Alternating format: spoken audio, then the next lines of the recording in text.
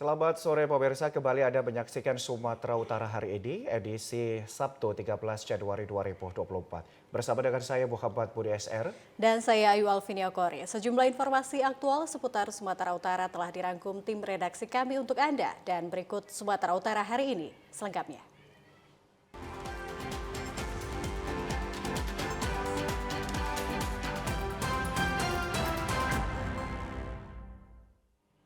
Pemirsa, informasi sore ini diawali dari PJ Gubernur Sumatera Utara Hasanuddin buka suara terkait operasi tangkap tangan yang dilakukan oleh KPK terhadap Bupati Labuhan Batu Erik Atrada Ritoga.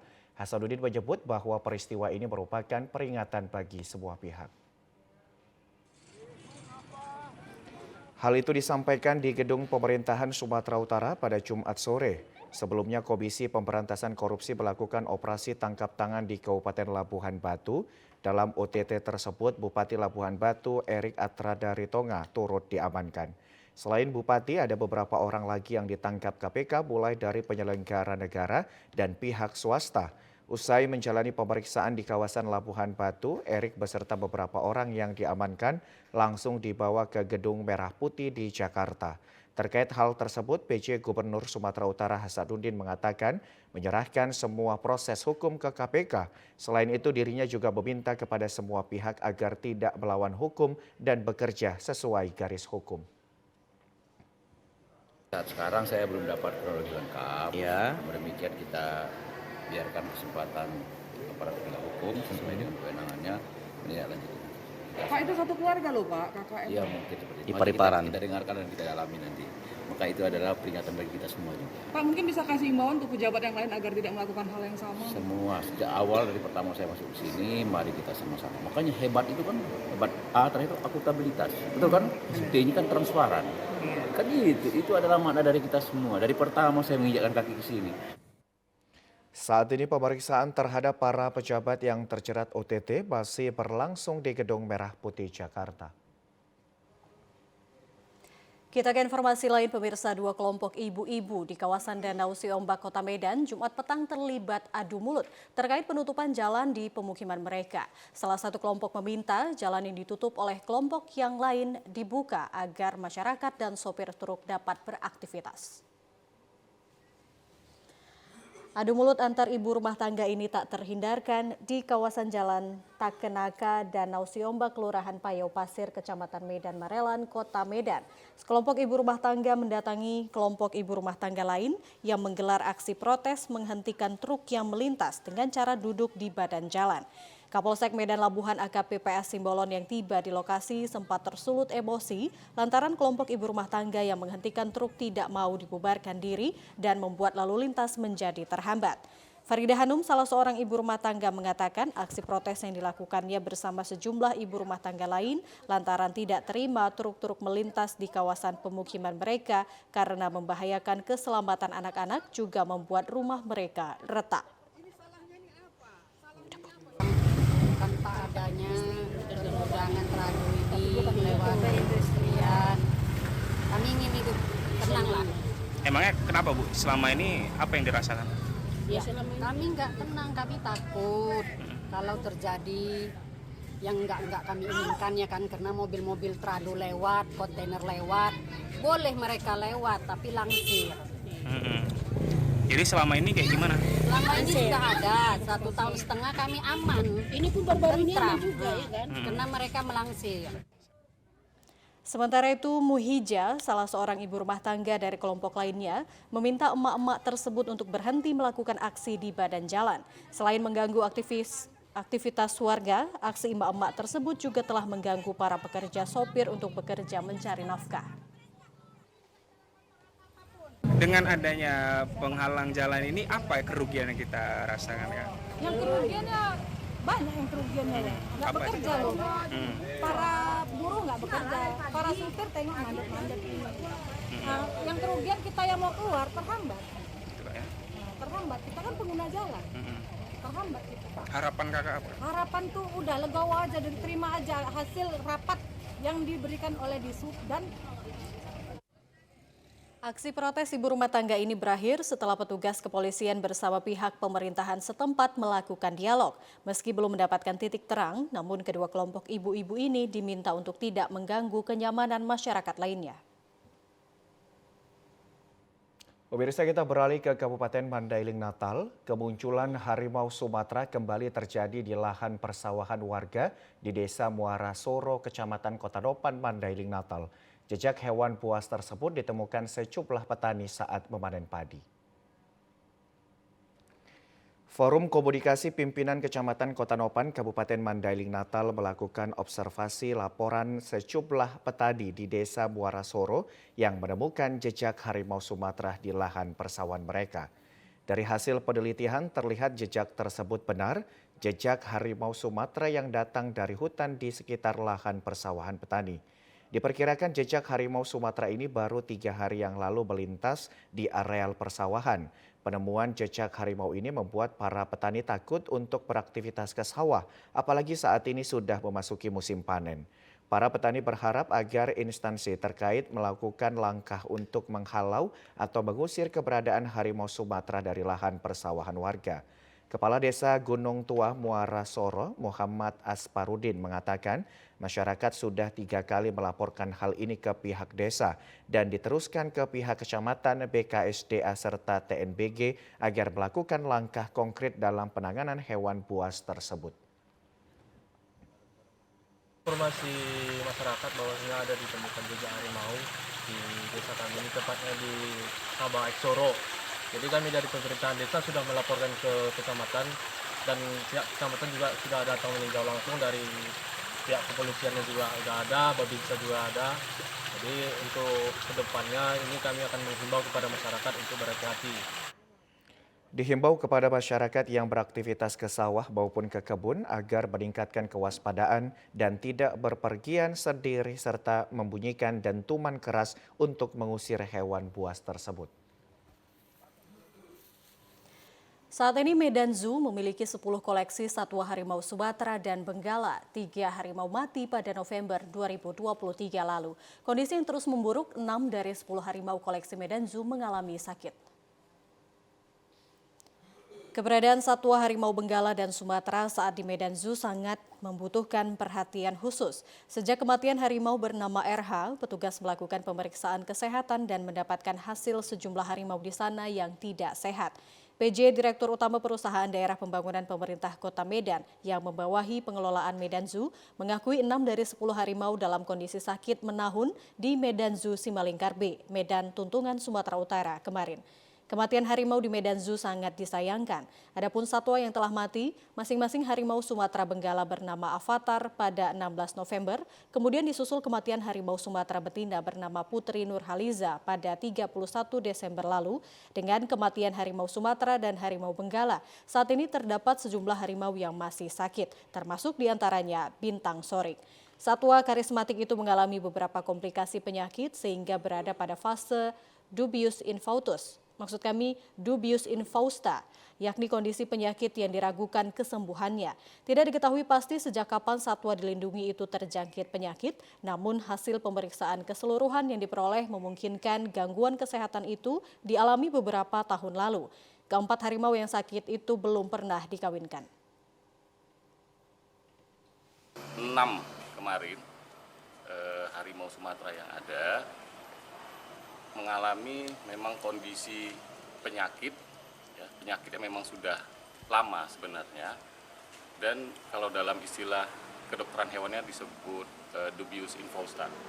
Jadi memang kondisi hewan kita di sini, terutama harimau Sumateranya, memang sedang ada penyakitnya. Nah, salah satunya tadi termasuk yang teman-teman media lihat, ada yang namanya sorik. Itu dari hasil pemeriksaan juga memang disimpulkan penyakitnya ada dubius infausta juga. Seluruh harimau sakit itu kini masih berada di Medan Zoo dengan perawatan seadanya akibat buruknya kondisi keuangan. Perawatan penyakit satwa saat ini mengandalkan bantuan dari bantuan BKSDA dan Perhimpunan Kebun Binatang se-Indonesia. Sementara itu pemirsa, Balai Besar Konservasi Sumber Daya Alam Sumatera Utara memastikan seluruh pakan dan obat-obatan satwa Medan Zoo masih akan ditanggulangi hingga Februari mendatang. Namun belum ada langkah evakuasi dan pemindahan satwa dalam waktu dekat ini. Balai Besar Konservasi Sumber Daya Alam Sumatera Utara menjelaskan selain penanganan pakan dan perawatan kesehatan terhadap koleksi 115 satwa, penanganan lain mencakup perbaikan kandang namun tidak dapat langsung dilakukan. Penanganan intensif saat ini diprioritaskan pada jenis spesies satwa liar, maksud kami satwa yang dilindungi maupun yang masuk dalam klasifikasi Appendix golongan 1. Sebelumnya dalam 2 bulan terakhir ada 3 ekor harimau yang mati diduga akibat kelaparan lantaran krisis finansial di Medan Zoo. Harimau Sumatera bernama RH mati pada November 2023 lalu, kemudian harimau Benggala bernama Avatar mati pada awal Desember 2023. Sedangkan kematian terakhir harimau Sumatera terjadi pada 31 Desember 2023 bernama Nurhaliza. Saat ini perbaikan tengah dilakukan di kandang harimau di mana sebelumnya terjadi kebocoran yang mengakibatkan kandang lembab. Meski kelangsungan hidup satwa Medan Zoo pada tahap mengkhawatirkan, BBKSDA Sumut belum akan mengambil langkah evakuasi maupun pemindahan sementara satwa Medan Zoo, namun kemungkinan langkah itu akan diambil sebagai alternatif terakhir. Langkah ya, kita akan selalu mendampingi, menjaga, meningkatkan. Gimana cara meningkatkan? Yang pertama itu kita itu kualitas pakannya kita tingkatkan. Sekarang itu dengan bantuan dari PKBSI, pakan-pakannya itu dikasih yang segar, yang berkualitas lah ya, untuk meningkatkan kebutuhannya, memberikan suntikan vitamin dan peningkat stamina, termasuk menjaga memberikan obat-obatan. Terus yang ketiga itu untuk keamanan itu kita juga tangani kandangnya, beberapa kandang kita lakukan perbaikan sehingga satwa-satwa di sana bisa lebih nyaman lah.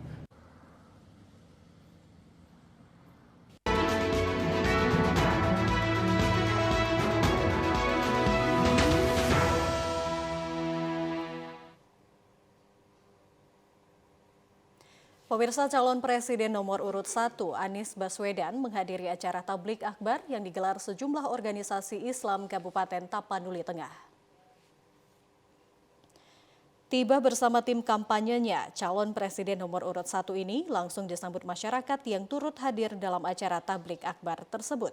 Dalam kampanye di hadapan ratusan simpatisan dan masyarakat Tapanuli Tengah, Anies Baswedan mengajak seluruh masyarakat di Tapanuli Tengah untuk turut serta menjadi pelaku langsung untuk perubahan di Indonesia.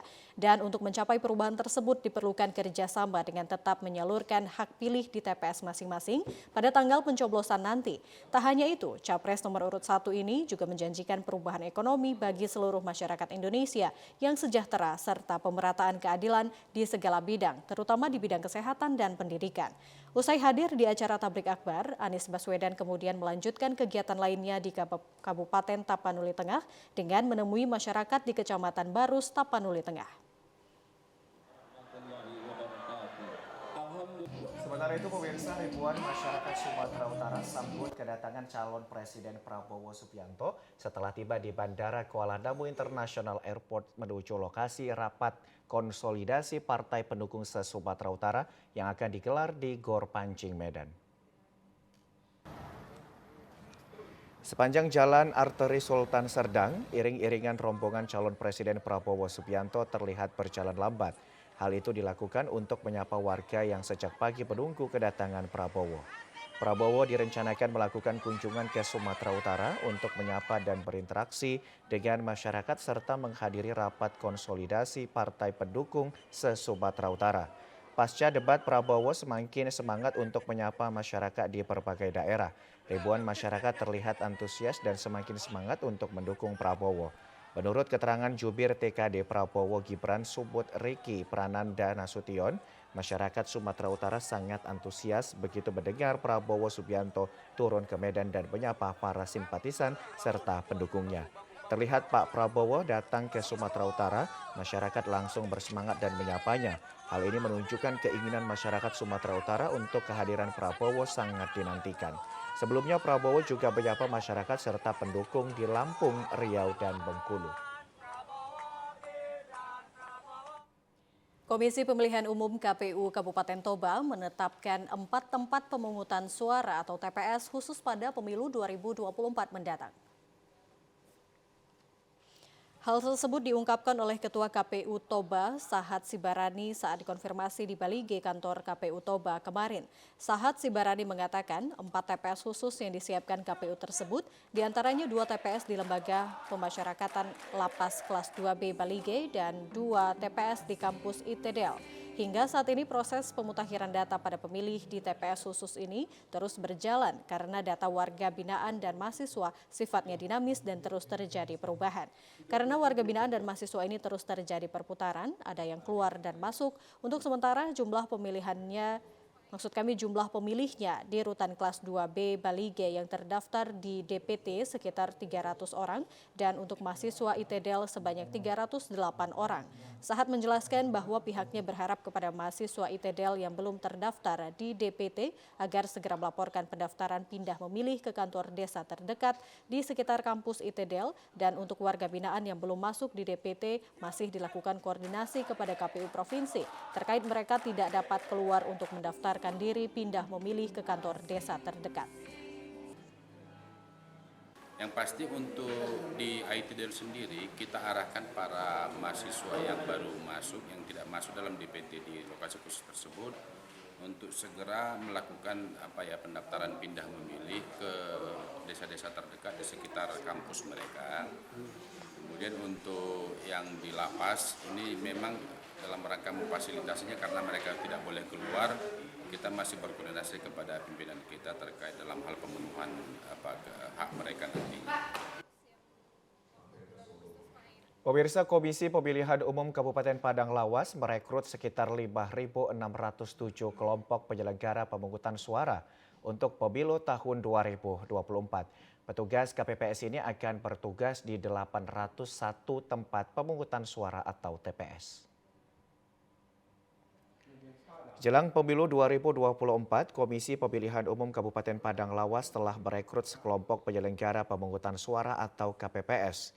KPPS yang direkrut oleh KPUD Palas sebanyak 5.607 orang yang akan bertugas di 801 tempat pemungutan suara di wilayah Kabupaten Padang Lawas. Mereka akan bekerja penuh selama 1 bulan mulai tanggal 25 Januari hingga 25 Februari 2024 mendatang. Sedangkan proses perekrutan dan pengumuman hasil seleksi telah berlangsung sejak 11 hingga 31 Desember 2023 lalu. Komisioner KPU Palas Indra Alamsah menjelaskan perekrutan petugas KPPS sesuai tahapan telah selesai. Sedangkan untuk petugas PAM TPS, KPUD Palas bekerja sama dengan pemerintah daerah, jumlah yang direkrut sebanyak 1.602 orang. Ada 5.607 KPPS. Saat ini tidak ada kendala. Kita sudah terpenuhi jumlah KPPS 5.607 personil. Kalau pengamanan itu kita sudah bekerja sama dengan pihak Pemda melalui Satpol PP. Indra memastikan seluruh petugas KPPS yang terpilih salah satunya tidak pernah dipidana penjara dan bukan anggota atau pengurus dari salah satu partai politik. Sebagai upaya dalam menggelar pemilihan umum yang langsung umum, bebas, rahasia, jujur, dan adil, KPU RI mengaktifkan peran mahasiswa dalam mengawal pesta demokrasi. Di Kota Medan, ribuan mahasiswa turut andil dalam proses ini dan berperan sebagai pengawas partisipatif di berbagai TPS saat pemilu berlangsung. Ratusan dari total ribuan mahasiswa Fakultas Ilmu Sosial dan Politik, salah satu universitas swasta ini dilepas secara simbolis oleh Rektor dan Komisioner Komisi Pemilihan Umum Sumut serta Bawaslu Sumut dalam berpartisipasi dalam Pesta Demokrasi Pemilihan Umum 2024 Februari mendatang. Hal ini dilakukan sebagai tindak lanjut kerjasama antara Komisi Pemilihan Umum Republik Indonesia dengan berbagai perguruan tinggi untuk melibatkan para mahasiswa dalam proses pemilu. Rektor Universitas Profesor Agus Sani mengatakan dengan berperannya para mahasiswa dalam penyelenggaraan pemilu sebagai pengawas dapat membentuk nalar kritis para mahasiswa dalam menghadapi sistem pemilihan umum secara langsung yang dilakukan di negara ini. strategis. Kita tahu 53% pemilih adalah pemilih pemula. Saya rasa mereka ini berada di kampus dan juga di sekolah mereka. Ini sangat strategis karena bagaimanapun arah bangsa ini ke depan akan ditentukan oleh mereka-mereka sekarang. Maka untuk itu saya sangat memberikan apresiasi luar biasa. Hal senada juga diungkapkan oleh Komisioner Bawaslu Sumut Payung Harahap dengan menyebut bahwa keterlibatan kaum muda, terutama mahasiswa dalam pengawasan pemilu di masing-masing tempat pemungutan suara sangat diperlukan, sebab dapat membantu Bawaslu dalam melaksanakan tugas pengawasan terkait dengan potensi pelanggaran dan kemungkinan kecurangan dalam pemilu nantinya. Bahwa Bawaslu Provinsi Sumatera Utara mengapresiasi kegiatan atau gerakan pengawas partisipatif yang dilakukan oleh FISIP Universitas Muhammadiyah Sumatera Utara ini namanya pengawas partisipatif, yang itu lahirnya dari masyarakat, kelompok organisasi mahasiswa, organisasi pemuda, bahkan organisasi masyarakat. Para mahasiswa ini nantinya akan disebar ke tempat pemungutan suara sesuai dengan domisilinya, lalu diharuskan untuk melakukan selfie dan bertindak sebagai pengawas independen di setiap TPS tersebut sebelum hasilnya dilaporkan melalui link yang telah disediakan bersama oleh FISIP UMSU dan Bawaslu Sumut. Pemirsa, menjelang pemilu tahun 2024 beredar video seorang oknum kepala desa di Batubara yang menyatakan dukungan kepada salah satu calon presiden. Kasus tersebut kini masih dalam penanganan Bawaslu Batubara. Dalam video yang beredar, tampak seorang laki-laki mengenakan seragam dinas berwarna putih bernama Saharudin alias Buyung, menyebut dirinya sebagai Kepala Desa Lubuk Hulu, Kecamatan Datuk Lebah Puluh, Batubara. Di video tersebut, Saharudin mengatakan siap mendukung Ganjar Pranowo sebagai Presiden Republik Indonesia tahun 2024. Saharudin sendiri belum dapat dikonfirmasi terkait video yang beredar saat awak media mendatangi kantor Desa Lubuk Hulu yang bersangkutan tidak berada di tempat. Sementara itu, Ketua Bawaslu Batubara, Muhammad Abid Lubis, mengaku sudah menerima laporan terkait adanya video oknum kepala desa yang menyatakan dukungan kepada salah satu calon presiden. Menurutnya, Bawaslu Batubara sedang mendalami kasus tersebut. Nah, terkait itu sampai hari ini sudah ada laporan ke Bawaslu Kabupaten Batubara. Kita sedang mendalami laporan itu berdasarkan informasinya. Nah, kita sedang proses melakukan penelusuran melalui Panwas Kecamatan berkoordinasi dengan Kades terkait video viral itu. Terkait yang bersangkutan sudah diklarifikasi? Nah, untuk informasi awal kita sudah temui. Tentu ini nanti akan ada tindak lanjut terkait pendalaman informasi awal itu. Berdasarkan Undang-Undang Nomor 7 Tahun 2017 tentang Pemilu, disebutkan bahwa kepala desa dilarang berpihak kepada peserta pemilu. Pemirsa, informasi aktual lainnya dapat Anda ikuti setelah yang berikut ini. Tetaplah bersama kami di Sumatera Utara hari ini.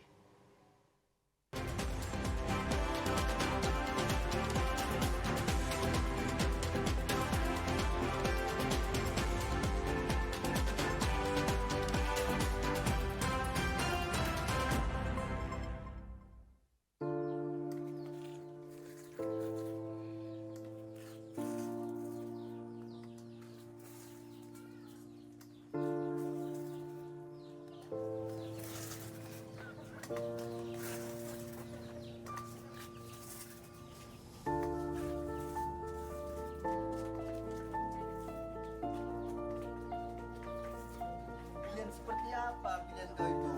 Pilihanku pasti yang terbaik. Dibanding pilihanmu, mau dibawa kemana negara kita ini? Tetap aja pilihan ada. Oh tidak, pilihanku itu pasti yang terbaik.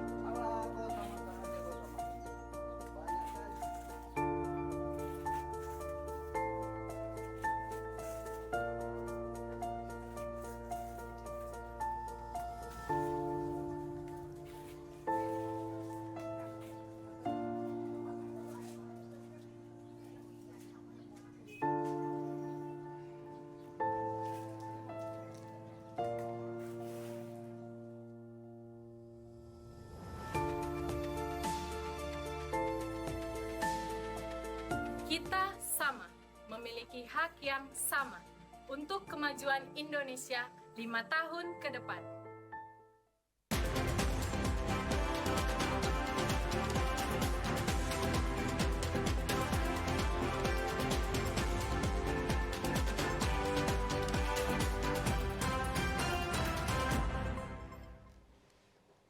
Terima kasih pemirsa, Anda kembali bersama kami.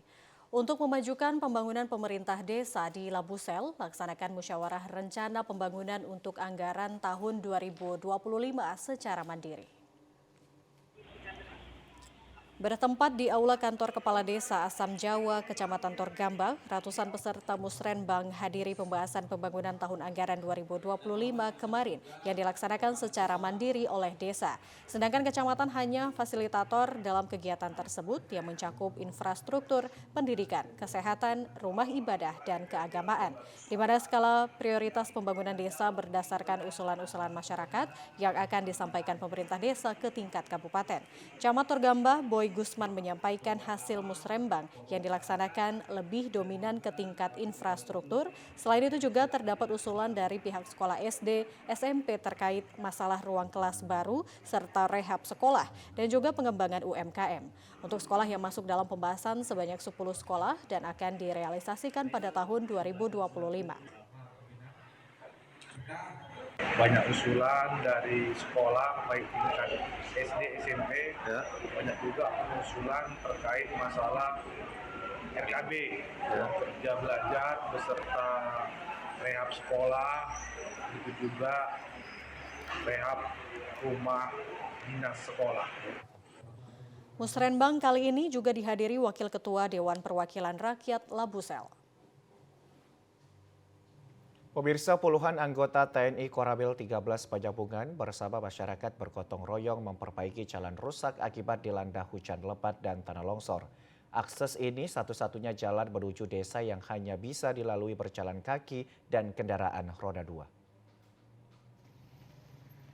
Jalan menuju Aikbata yang merupakan salah satu desa terisolir yang ada di Kecamatan Penyabungan, Mandailing, Natal rusak parah setelah wilayah itu dilanda hujan lebat dan longsor yang terjadi beberapa hari yang lalu. Jalan ini merupakan satu-satunya akses transportasi warga desa menuju pusat kota Penyabungan dan beberapa desa lainnya. Untuk mengantisipasi kerusakan lebih parah, puluhan anggota TNI dari Koramil 13 Pajabungan bersama masyarakat kerja bakti memperbaiki jalan yang tertimbun longsor dan menutup jalan yang berlubang.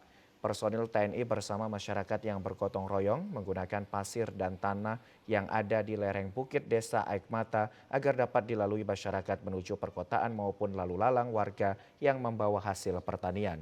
Sementara itu puluhan kaum ibu juga terlihat ikut serta bergotong royong dengan mengambil pasir yang berada di dasar sungai yang akan digunakan untuk menimbun jalan tersebut. Kita gotong royong atau karya bakti bahwasanya dengan curah hujan yang sering terjadi di desa Kecamatan Aikmata, Kecamatan Penyabungan, kita bekerja sama dengan kepala desa, dengan masyarakat untuk berjibaku untuk membantu kesulitan rakyat, dan kami hadir TNI Angkatan Darat hadir di tengah-tengah masyarakat untuk melaksanakan bergotong royong karya bakti, jadi menutupi lubang biar sehingga akses jalan kendaraan berjalan dengan lancar. Selain menimbun jalan yang berlubang dengan tanah dan pasir, anggota TNI juga melakukan penambalan jalan di beberapa titik yang berlubang menggunakan semen guna memperkeras badan jalan tersebut. Mudah-mudahan apa yang kita laksanakan hari ini menjadi catatan amal buat kita semua, dan mudah-mudahan untuk kedepannya Aikmata ini kita harapkan bisa bangkit dan maju. Pemirsa, kuota calon jamaah haji asal Kabupaten Mandailing Natal bertambah di tahun 2024 menjadi 792 orang. Jumlah ini meningkat 40% jika dibandingkan kuota 2023 sebanyak 505 orang. Untuk sementara di tahun 2024, jumlah kuota jamaah haji asal Kabupaten Mandailing Natal sebanyak 792 orang. Jumlah ini mengalami peningkatan mencapai 40% dibanding tahun 2023 yang hanya 505 orang. Kepala Seksi Haji dan Umroh Kantor Kementerian Agama Mandailing Natal, Irfan Syah Nasution mengatakan bertambahnya kuota jamaah haji ini dikarenakan tambahan kuota Indonesia dari Raja Arab dari Raja Arab Saudi sebanyak 221.000 jamaah. Sementara untuk Kabupaten Mandailing Natal bertambah hingga mencapai 40% karena meningkatnya jumlah yang mendaftar di Mandailing Natal ini. Tahapan calon jamaah haji tahun 2024 ini sudah memasuki cek kesehatan di rumah sakit dari peraturan Kementerian Agama Republik Indonesia. Semua jamaah harus dilakukan medical check-up secara lengkap. Hasil pemeriksaan kesehatan tersebut syarat untuk melakukan pelunasan biaya jamaah haji. Jamaah haji yang tidak memenuhi syarat istitah akan ditunda keberangkatannya. Maka dia bisa melunasi ongkos atau BP-nya, dan bagi jamaah yang hasil pemeriksaannya tidak memenuhi istitah kesehatan, maka jamaah tersebut belum bisa melakukan pelunasan. Terkait ongkos hajinya sendiri? Ongkos haji ini alhamdulillah sudah keluar beberapa hari yang lalu, tanggal kira-kira 2 hari yang lalu, bahwasanya telah muncul atau telah lahir Kepres nomor 6 tahun 2004 yang mengatur tentang ongkos pelaksanaan atau penyelenggaraan ibadah haji untuk embarkasi. Terhitung sejak tahun 2024 ini, daftar tunggu jamaah haji asal Kabupaten Mandailing Natal sudah mencapai 21 tahun. Pemirsa, informasi lainnya akan kami hadirkan sesaat lagi. Tetaplah bersama kami.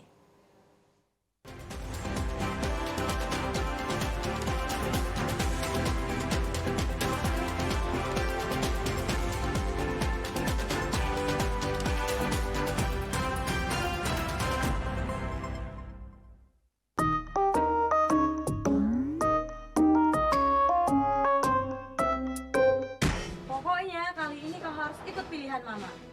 Kan aku bilang Mama, aku juga punya pilihanku sendiri. Alah, pilihan. Tahu apa kau tentang pilihan? Mama udah lebih dulu lahir, jadi Mama tahu mana yang terbaik untukmu.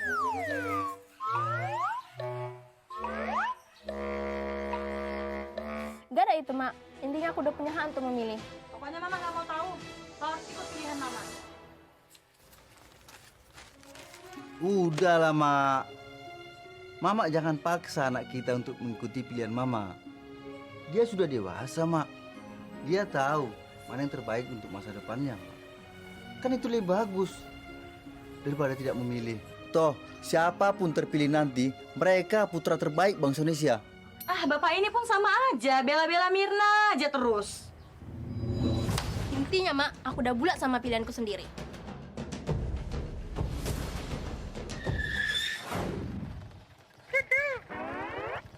Mau milih? Jangan lupa datang ke TPS tanggal 14 Februari. Yuk, gunakan hak pilihmu.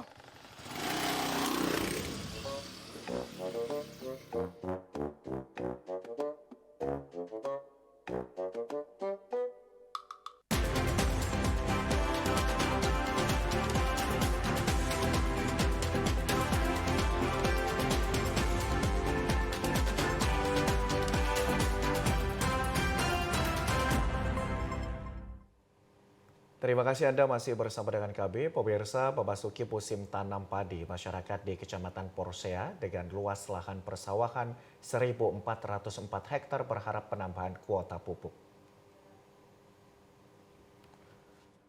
Salah seorang petani di Kecamatan Porsea, Bonika Sitorus, berharap dalam musim tanam tahun ini tidak ada kelangkaan pupuk seperti tahun sebelumnya. Tidak hanya pupuk subsidi, bahkan pupuk non-subsidi juga langka. Monika berharap pemerintah memantau peredaran pupuk di toko dan kios agar tidak terjadi kelangkaan. Monika juga mengaku pupuk subsidi sudah direalisasikan melalui kelompok tani masing-masing, namun tidak cukup jika hanya menggunakan pupuk subsidi. Petani padi harus menambah dengan pupuk non-subsidi. Tahun kali ini sepertinya baik ya, cuman masalah pupuknya tuh. Pupuknya itu kan susah kali didapat kok. Jadi kan kalau kita ini bertani kan, kita ini kan pupuk harus ada 3 kali pupuk. Itu pun kadang kita cuma dapat 1 sak aja pupuknya. Ini cuma masalah pupuk itu aja tuh, yang masalah bertani samatnya itu dengan masalah tanaman. Pupuk juga susah tuh. Cuma itu aja lah, pupuk aja lah diperhatikan pemerintah itu aja. Menanggapi hal ini, Kepala Dinas Pertanian Kabupaten Toba, Togab Hasoloan Sitorus mengatakan untuk tahun ini penambahan kuota pupuk subsidi kemungkinan akan bertambah. Namun pihaknya berharap kepada kelompok tani yang telah terdaftar agar segera melaporkan kepada petugas PPL atau PPK Dinas Pertanian Toba yang ada di kecamatan jika ada perubahan data.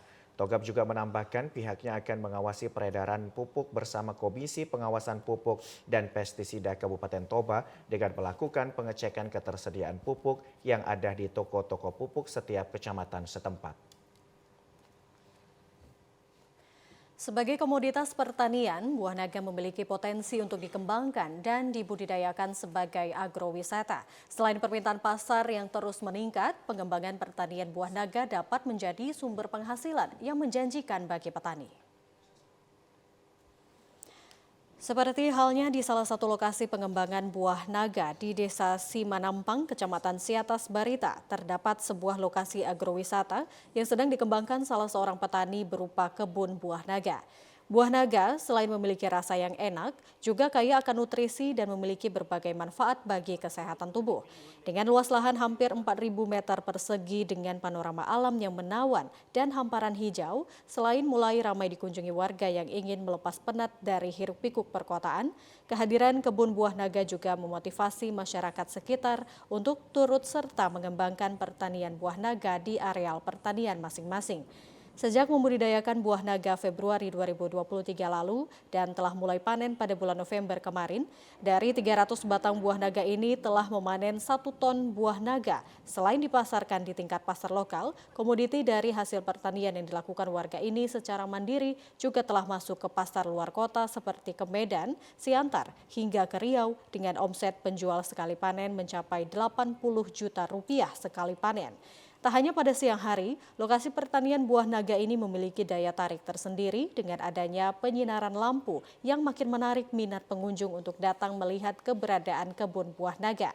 Menurut Arthur Lumban Tombing, dengan menggunakan metode penyinaran dari lampu listrik untuk meningkatkan hasil panen sehingga pendapatan bertambah. Sebagai komoditas pertanian, buah naga yang memiliki potensi untuk dikembangkan, pengembangan pertanian buah naga dapat menjadi sumber penghasilan bagi petani.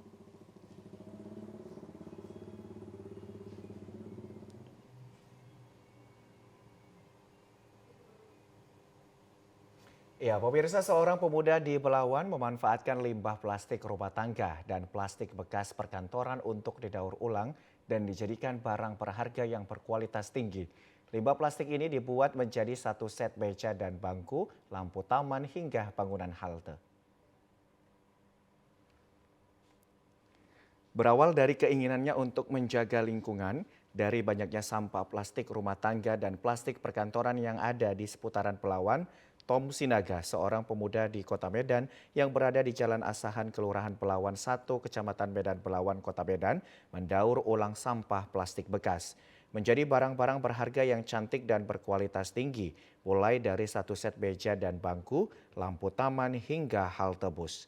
Tom mengatakan proses daur ulang sampah plastik tergolong sulit karena bahan baku sampah yang digunakan harus kering dan tidak terkontaminasi dengan cairan atau jenis sampah lainnya.